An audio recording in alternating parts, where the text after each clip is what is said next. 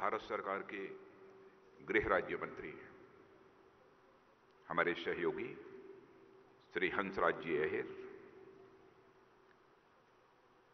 और भारत सरकार के मेरे सहयोगी गृह राज्य मंत्री श्री किरण रिजिजू जी, आयुक्त Delhi police Shri Alok ji Verma, additional secretary ministry of home affairs Shri Gopal ji Reddy, विशेष आयुक्त श्री अमूल्य पटनायक और स्टेडियम में उपस्थित मैं सभी का नाम क्या लूं, कांस्टेबल, सब inspectors, inspectors, ACP, DCP, additional CP, joint CP, special CP और सभी पुलिस परिवार के ही नहीं बल्कि मैं मानता हूं कि हमारे परिवार के लोग यहां पर बैठे हुए हैं।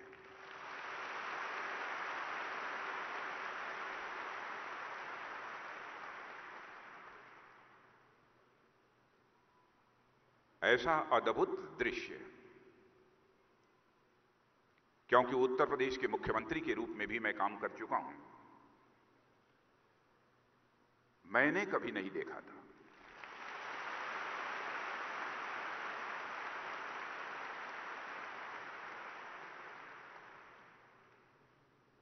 और इसके लिए मैं विशेष रूप से दिल्ली पुलिस आयुक्त श्री आलोक जी वर्मा और पूरे पुलिस परिवार को अपनी तरफ से हार्दिक बधाई देता हूं।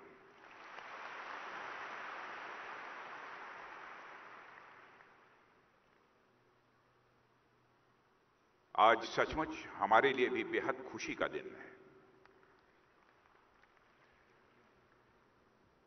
और मैं अपनी खुशी के बारे में सोच रहा था कि हमारी खुशियां कितने प्रकार की हैं, तो मैं इस नतीजे पर पहुंचा कि आज हमारी खुशी के 3 डायमेंशंस हैं, 3 आयाम हैं। एक तो जिस समय प्रमोशन प्राप्त करने वाले पुलिस के जवानों को की वर्दी में मैं रैंक लगा रहा था,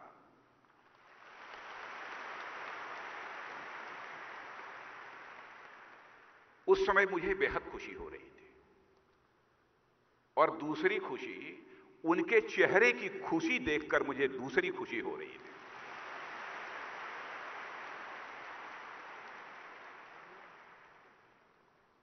और तीसरी खुशी कि मैं जब यह अनुभव कर रहा था किन अधिकारियों और जवानों के वर्दी पर जो मैं रैंक लगा रहा हूं, उनके परिवार के सदस्यों को कितनी खुशी हो रही होगी, उस कारण भी मुझे प्रसन्नता हो रही थी। इसीलिए मैंने कहा कि हमारी खुशी के 3 डायमेंशन हैं, 3 आयाम हैं। मैं इसे विडंबना ही मानता हूं कि वर्षों का समय गुजर जाता है, फिर भी पुलिस विभाग में काम करने वाले, और मैंने यह अनुभव किया है कि पैरामिलिट्री फोर्सेस में भी काम करने वाले हमारे जवानों को प्रमोशन पूरी जिंदगी नहीं मिल पाता। या तो वह रिटायरमेंट के नजदीक पहुंचते हैं, तब जाकर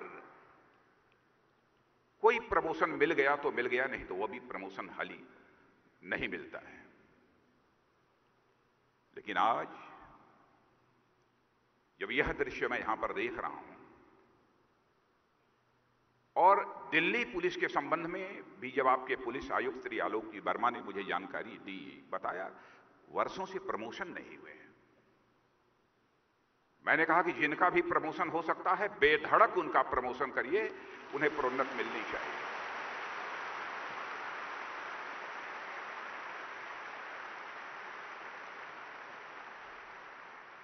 और बड़ी तत्परता के साथ पुलिस आयुक्त ने इस जिम्मेदारी का निर्वाह किया है।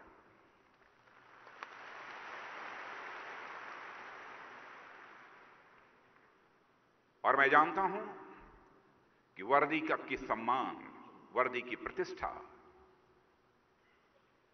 को आप अच्छी तरह समझते हैं। और मुझे पूरा विश्वास है कि हमारी दिल्ली पुलिस, जिसके बारे में एक धारणा है कि दिल्ली पुलिस हिंदुस्तान की सबसे एक बेहतर पुलिस है,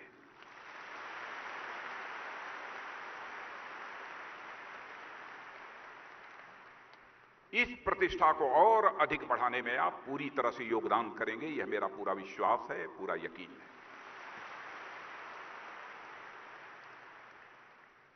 और मैं जानता हूं कि पुलिसिंग का काम कितना जटिल होता है, कितना कठिन होता है। पुलिसिंग का काम केवल कठिन ही नहीं होता है, बहुत ही चुनौतीपूर्ण होता है। और उत्तर प्रदेश के मुख्यमंत्री रहते हुए मैंने अनुभव किया है, कभी कभी हमारे पुलिस के जवानों को और पुलिस के अधिकारियों को ऐसे भी अवसर कई बार आते हैं साल में, जब 10 घंटे, 8 घंटे और 12 घंटे की ड्यूटी नहीं होती है, बल्कि कभी कभी 36 घंटे और 48 घंटे की लगातार उन्हें ड्यूटी करनी पड़ती है।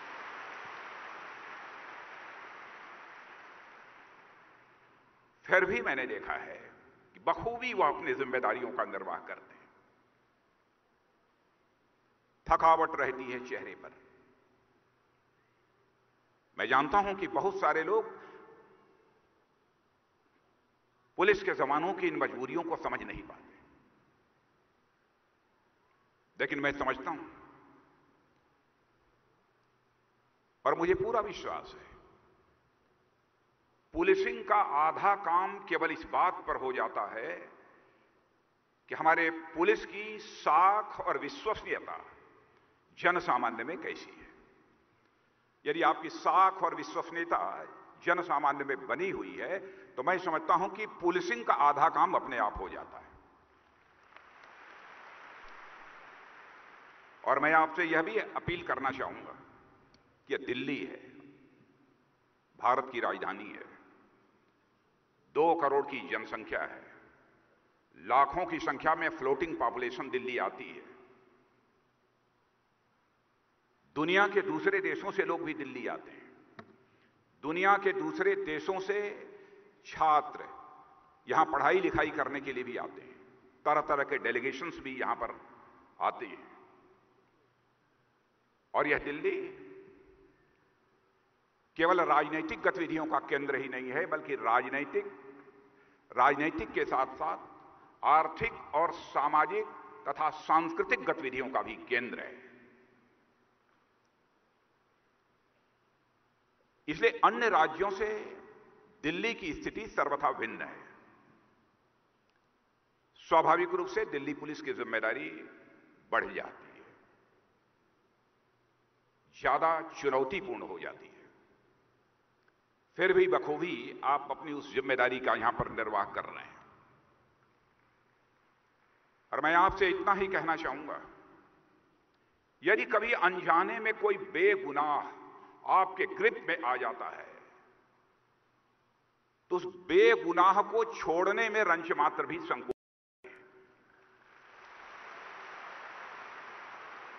और एक ही फार्मूला हमको याद रखना चाहिए कि बेगुनाह फंसे नहीं और गुनहगार बचे नहीं।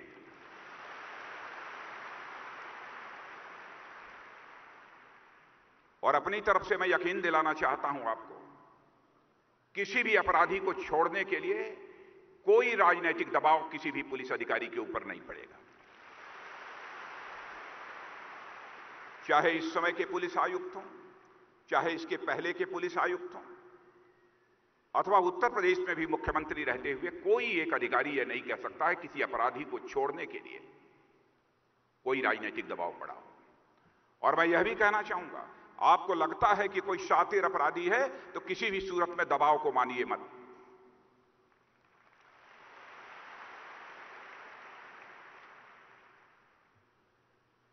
और मैंने जिस समय गृह मंत्री के रूप में जिम्मेदारी संभाली थी, यह भी कहा था कि मुझे कभी कभी शिकायतें मिलती हैं जनता के द्वारा कि साहब हम एफआईआर दर्ज कराने जाते हैं तो हमारी एफआईआर दर्ज नहीं होती है। उस समय के पुलिस आयुक्त मिस्टर बस्सी को मैंने कहा था, आप इस बात की चिंता मत करिए कि हमारे यदि अपराध के आंकड़े दिल्ली के अधिक हो गए, सारे देश में हमारी प्रतिष्ठा धूमिल होगी, हमारी इज्जत पर आंच आएगी। इसकी चिंता मत करिए। जो भी एफआईआर दर्ज कराने थाने पहुंचता है उसकी एफआईआर दर्ज कीजिए।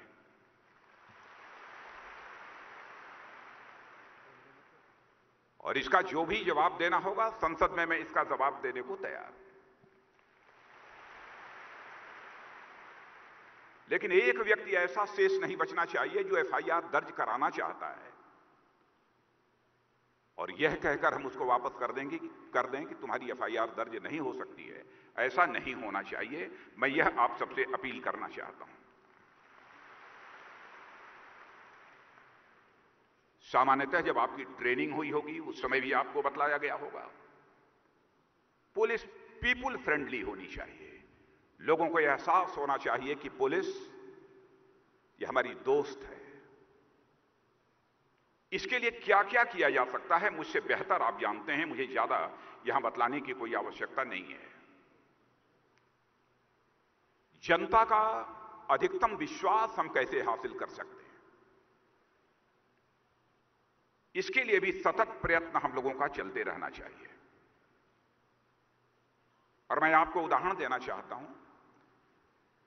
ऐसी कई घटनाएं हैं जिनसे मैं अच्छी तरह अवगत हूं कि यदि पुलिसकर्मी का जनता के साथ दोस्ताना रिश्ता रहता है तो कभी कभी जनता के द्वारा उसे ऐसी इंटेलिजेंस इनपुट हासिल होती है, ऐसी ऐसी जानकारियां प्राप्त होती हैं और उन जानकारियों के आधार पर यदि वह पुलिस काम करती है तो उस पुलिस की प्रतिष्ठा लोगों के बीच अपने आप बढ़ जाती है। नोटबंदी के मामले में आपने देखा, उसके बाद जिन लोगों ने अनाप शनाप गलत तरीके की हरकत करने की कोशिश की, उनकी जानकारी जनता के लोगों ने ही दी, जिन्हें विसल ब्लोअर कहते हैं। लेकिन विसल ब्लोअर का भी उत्पीड़न किसी भी सूरत में नहीं होना चाहिए, यह भी हम सबको सावधानी बरतने की जरूरत है। दिल्ली पुलिस का जहां तक प्रश्न है, छोटी सी भी घटना हो गई यहां दिल्ली में, छोटी सी भी हो गई, नेशनल न्यूज बन जाती है। इसलिए हम लोगों को ज्यादा सजग रहने की आवश्यकता है, घटनाएं न हो। दिल्ली की जनता को बराबर यह एहसास हो कि पुलिस हमारे साथ खड़ी है। इसीलिए मैंने पुलिस आयुक्त से भी पहले कहा था कि हमारे पुलिस के अधिकारियों को, जवानों को, हम मोटर पर चलें, जीप पर चलें, मोटरसाइकिल पर चलें। कभी कभी हमको फैसला करना चाहिए कि हम दिन में घंटे, 2 घंटे, 2.5 घंटे हम अपना टीम बनाकर 2, 4, 5, 10 की टीम बनाकर सड़कों पर निकलेंगे, गलियों पर निकलेंगे, टीम बनाकर निकलेंगे। जनता आपको सिर पर उठा लेगी, उसके अंदर एक सेंस ऑफ कॉन्फिडेंस पैदा होगा। और हमें बराबर इस बात का ध्यान रखना चाहिए कि हमारे पास वर्दी है, इस वर्दी के कारण लोगों के अंदर सेंस ऑफ फियर नहीं, भय का भाव नहीं, बल्कि एक सेंस ऑफ कॉन्फिडेंस, एक विश्वास का भाव पैदा होना चाहिए। यह बराबर हम लोगों की तरफ से यह कोशिश होनी चाहिए। और समय समय पर पुलिस बल में क्या सुधार करने की आवश्यकता है, मैं समझता हूं कि इस पर भी विचार होगा। और मैं तो यह भी कहूंगा पुलिस आयुक्त को कि महीने, 1.5 महीने में अपने सारे अधिकारियों के साथ बैठकर पुलिस की वर्किंग को और बेहतर बनाने के लिए क्या क्या किया जा सकता है। और केवल दिल्ली पुलिस में ही काम करने वाले जो अपने रिटायर्ड ऑफिसर हैं, केवल उन्हीं के विचार से अवगत नहीं होना चाहिए, बल्कि बहुत सारे ऐसे अनुभवी रिटायर्ड ऑफिसर्स हैं, उनके भी हमको सुझाव प्राप्त करना चाहिए ताकि हम दिल्ली पुलिस की फंक्शनिंग को और कहीं अधिक बेहतर बना सकें। और यह सिलसिला निरंतर चलते रहना चाहिए। मैं चीन में आज के कुछ महीने पहले मैं गया था, संघाई मुझे जाने का अवसर मिला है। मैंने देखा वहां पर कमांड और कंट्रोल सेंटर मैं देखने गया था। मैंने वहां के लोगों से पूछा कि यहां सीसीटीवी कैमरे कितने हैं। मुझे जानकारी दी गई कि संघाई में ही लगभग 80,000 सीसीटीवी कैमरे हैं और लाइव फीड, कौन व्यक्ति कहां जा रहा है, कहीं पर यदि कोई घटना घटित हो गई तो तुरंत पुलिस की फोर्स कुछ ही मिनट के अंदर उस घटनास्थल पर पहुंच जाती है। सीसीटीवी का जहां तक सवाल है, जनता भी सीसीटीवी लगवाने में सहयोग करेगी, कर सकती है। जनता को तो सुरक्षा चाहिए, एक विश्वास का भाव उसके अंदर चाहिए। मैं समझता हूं कि इस दृष्टि से भी हम लोगों को प्रयत्न करने की आवश्यकता है। और एक वैसे यहां पर एक कमांड एंड कंट्रोल सेंटर है, यह मुझे जानकारी है, लेकिन इसे और अधिक इफेक्टिव बनाने की मैं आवश्यकता महसूस करता हूं। उसके लिए क्या किया जा सकता है, उस संबंध में एक बार मैं सारे अधिकारियों के साथ और कुछ रिटायर्ड अधिकारियों के साथ भी मैं विशेष रूप से इस संबंध में चर्चा करूंगा।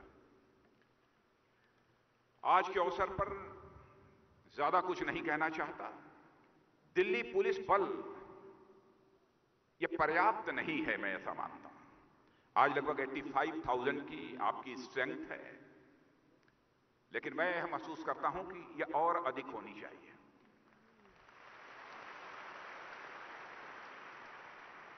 मैं तो यह भी चाहता हूं कुछ दिनों तक काम करने के बाद अवकाश का भी अवसर मिलना चाहिए हमारे पुलिस के जवानों को, अधिकारियों को। एक 15,000 और पुलिस के जवानों की भर्ती हो, इस हेतु एक प्रस्ताव हमारी होम मिनिस्ट्री से वित्त मंत्रालय भेजा गया है। मैं समझता हूं कि उस संबंध में शीघ्र ही वहां से भी अनुमोदन प्राप्त होगा और हम अतिरिक्त पुलिस बल की नियुक्ति कर सकेंगे। और ये मैं कहना चाहूंगा कि जो आज प्रमोशन के अवसर पर हम सब यहां पर एकत्रित हुए हैं, जो अलंकरण समारोह हुआ है, मैं बोलते बोलते सोच रहा था यह प्रमोशन हुआ है, यह प्रमोशन की बरसात हुई है दिल्ली में।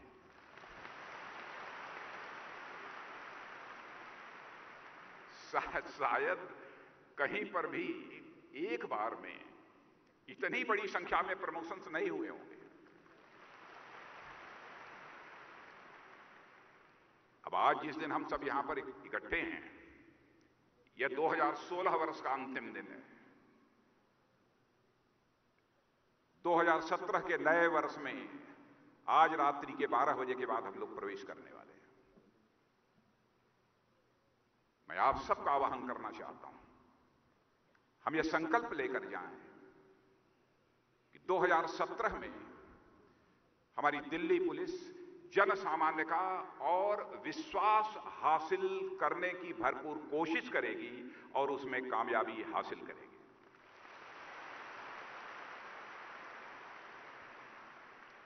और हमारी जो बहनें यहां पर मौजूद हैं, माताएं मौजूद हैं, उनसे मैं एक अपील करना चाहता हूं कि अब प्रमोशन हो गया है, सोशल स्टेटस बढ़ गया है, समाज में प्रतिष्ठा उनकी बढ़ गई है। लोगों की नजरों में जिनका प्रमोशन हुआ है वह बड़े हुए हैं। इसलिए यह लोग जब घर में जाएं, कभी कभी इनसे पूछा करिए कि आज आपके क्षेत्र में कोई अपराध की घटना तो नहीं हुई है, यदि हुई है तो गिरफ्तार किया है कि नहीं, कार्रवाई की है कि नहीं।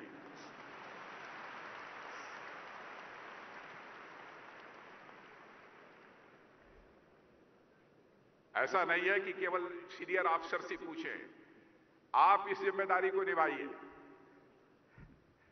मैं सभी माताओं बहनों से अपील करना चाहता हूं, अधिकारी से ज्यादा अंकुश किसी का हो सकता है तो आपका हो सकता है, इसलिए मैं आप लोगों से अपील करता हूं।